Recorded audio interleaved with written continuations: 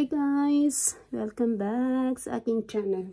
So ito, naayos ko yung buhok ko kasi bagong ligo ako. Naligo na ako ngayon guys. Tapos inaayos ko yung buhok ko. Ini-straight ko kasi sobrang buhaghag. Yan. Kasi bukas, meron kaming pupuntahan ng asawa ko. Bukas na importanteng bagay. Pupunta kami bukas, so maaga daw kami alis, sabi niya. Kaya naayos ko na yung buhok ko. Naligo na ako, niliguan ko na yung buhok ko. Pero bukas maliligo pa naman ako, kaya lang yung katawan ko na lang yung paliliguan ko bukas.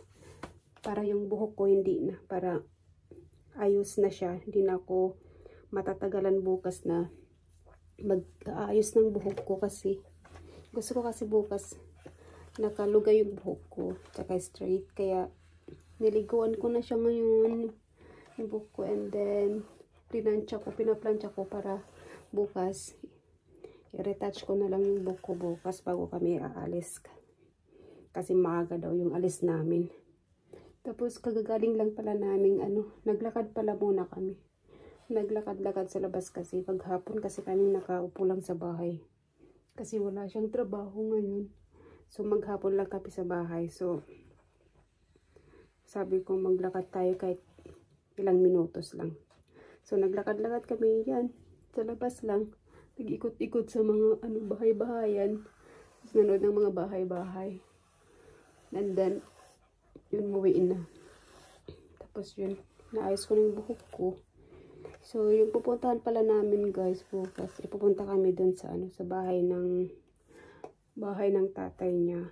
Kasi kung naalala nyo yung yung vlog ko, kung nanonood kayo ng aking vlog, yung about sa tatay niyang namatay sa hospital. So, na yun guys, pangatlong linggo na niya ngayon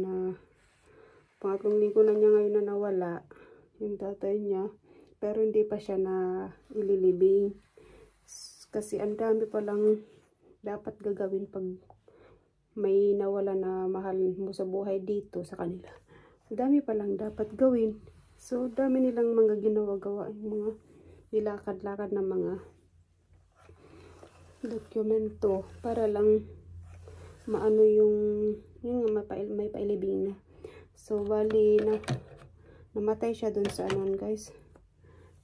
Dun sa hospital, and then dun din siya nakaburol. Walang namatay siya. Dun siya nakaburol. Nakaburol siya doon. Mag-isa lang siya doon. So, ang pangit-pangit dito. Pag ikaw yung guys, yung nawala sa mundo, mag-isa ka lang talaga doon. Saka ka lang may bisita kung may pupunta sa'yo. Ganun lang. So, pero hindi yan araw-araw. Siguro yung mga 3 araw, mga unang 3 araw, ganun. O 2 araw, yung may mga bisita ka. Tapos, pagkatapos nun, wala na. Hindi ka na nila pinupuntahan. Doon ka lang talaga. Doon sa, lagayan nila doon. And then, yun nga. So, yung tatay niya, 3 linggo na siya. So, bukas, dahil naayos na lahat ng mga dokumento na kailangang ayusin. So, bukas, ililibing na yung tatay niya. Ililibing na yung tatay niya. Tapos, yung mga mga kamag-anak, yung lahat pupunta bukas. Tapos yung mga kaibigan ng tatay niya pupunta din daw bukas. So, sabi niya marami daw tao bukas na pupunta. Kasi may malaki kasing parang organization yata yung tatay niya. So, dadalo din sila bukas. And then, yung nakakalungkot guys, dito, di ba bukas yung libing ng tatay na niya. So, yung katawan ng tatay niya, yung bangkay ng tatay niya, nandun na siya sa loob ng simbahan. Nandun na. Dinala na siya mula sa, sa hospital. Tapos dun, tinanong ko kanina kung nasaan na. Kukunin pa namin sa hospital. Sabi niya, hindi. Nandun, dinala na daw nila dun sa Dinala na daw nila dun sa simbahan. So, ibig sabihin, sabi ko, simbahan? So, nandun na pala siya sa loob ng simbahan. Tapos yun, nandun sa gitna. Parang sa malapit sa altar. Tapos, doon na siya, mag-isa doon magdamag sa loob ng simbahan. Tapos yun, dadatnan na lang namin siya bukas doon. So parang nakakalungkot yung ganong tradition.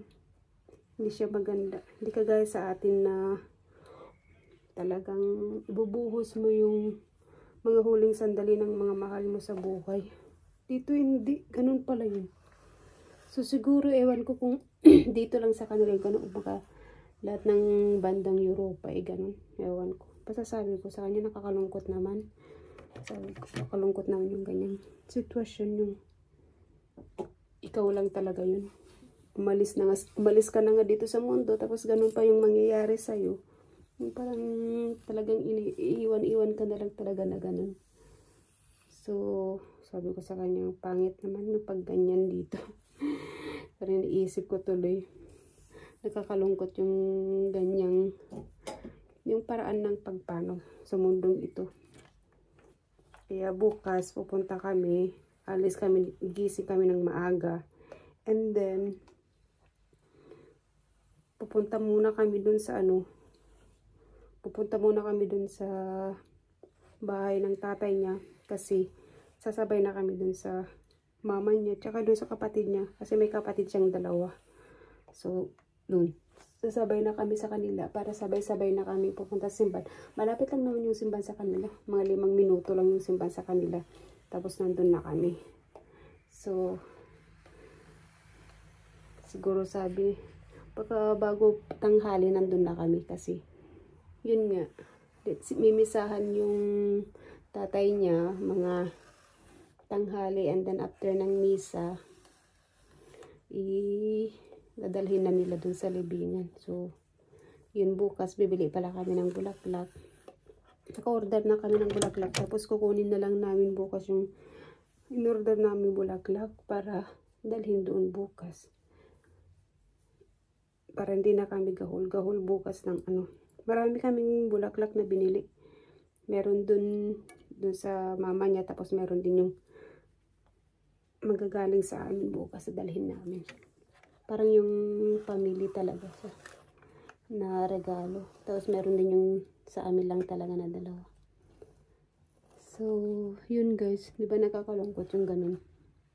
Walang magbabantay talaga sa'yo. Nandun ka lang mag-isa. Kakalungkot. So, bukas guys, ewan ko kung makapag-video ako bukas. Kasi sabi ko sa kanya kung pwede akong mag-video.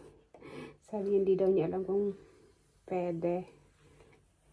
So, tatanungin ko bukas dun sa kapatid niya kung pwede akong mag-video bukas para makita nyo kung paano yung tamang pag-ano nila dito. Diba? Makikita nyo. So, ayan. Ganyan na yung buhok ko. At bukas, lalagyan ko na lang bukas ng serum bukas para hindi siya masyadong buhag bukas. I-retouch ko na lang siya bukas para mas madali. Ayan siya, oh. Para mas maayos naman siya tingnan. So, yun lang guys. See you in my next vlog. Thanks for watching. God bless everyone. Bye.